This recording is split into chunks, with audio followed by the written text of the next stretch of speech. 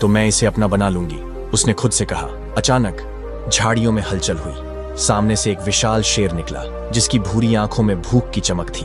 वह गुर्राया और धीरे धीरे सुमित्रा की तरफ बढ़ा। सुमित्रा के पास कोई हथियार नहीं था, लेकिन वह घबराई नहीं।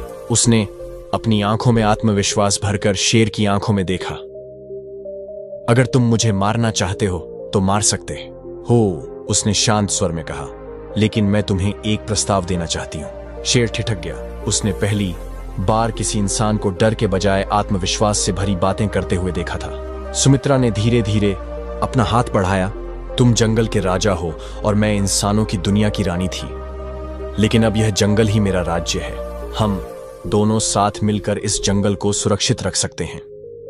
शेर कुछ देर देखता रहा, फिर एक हल्की गुर्राहट के साथ पीछे हट गया। वह सुमित्रा की हिम्मत से प्रभावित हुआ था। सुमित्रा अब जंगल में रहने लगी। धीरे धीरे उसने जंगल के दूसरे जानवरों से भी दोस्ती करनी शुरू की।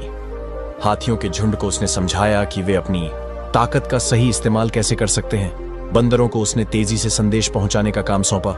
चीते जंगल की सुरक्षा में मदद करने लगे। तोतों को जासूसी करने और खबरें इकट्ठा करने का प्रशिक्षण दिया। धीरे धीरे पूरा जंगल उसे अपनी रानी मानने लगा। एक दिन सभी जानवरों ने मिलकर एक बड़ा जलसा किया। शेर ने अपने पंजे से जमीन पर एक चिन्ह बनाया और गरजते हुए कहा, आज से सुमित्रा हमारी रानी होगी। पूरा जंगल खुशी से गूंज उठा। पक्षियों ने पेड़ों पर बैठकर गाने गाए, हाथियों ने अपनी सूंड उठाकर सम्मान दिया और भालुओं ने जमीन पर जोर से पैर पटके। अब सुमित्रा जंगल की रानी बन चुकी थी, लेकिन खुशियों के बीच एक काली छाया भी मंडरा रही थी। कुछ शिकारी जंगल के किनारे डेरा डाले हुए थे। ये जंगल अब हमारा होगा, उनके सरदार ने कहा।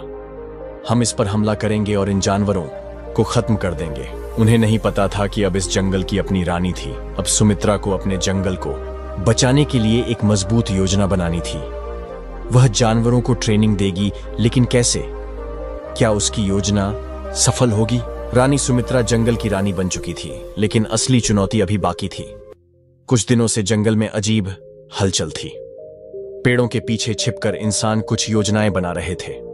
तोते, जिन्हें रानी ने जासूसों के रूप में प्रशिक्षित किया था, हर रोज नई खबरें लेकर आते थे। एक दिन सबसे चतुर तोता चतुर उड़ता हुआ आया और घबराई हुई आवाज में बोला, रानी, कुछ इंसान हमारे जंगल के पास आकर ठहरे हैं। उनके पास बड़े बड़े हथियार हैं। वे हमारी धरती छीनना चाहते हैं। सुमित्रा का दिल तेजी से धड़कने लगा। हमें जल्द से जल्द एक योजना बनानी होगी, उसने कहा। सुमित्रा जानवरों को इकट्ठा करती है और कहती है, यह जंगल हमारा घर है और इसे बचाने की जिम्मेदारी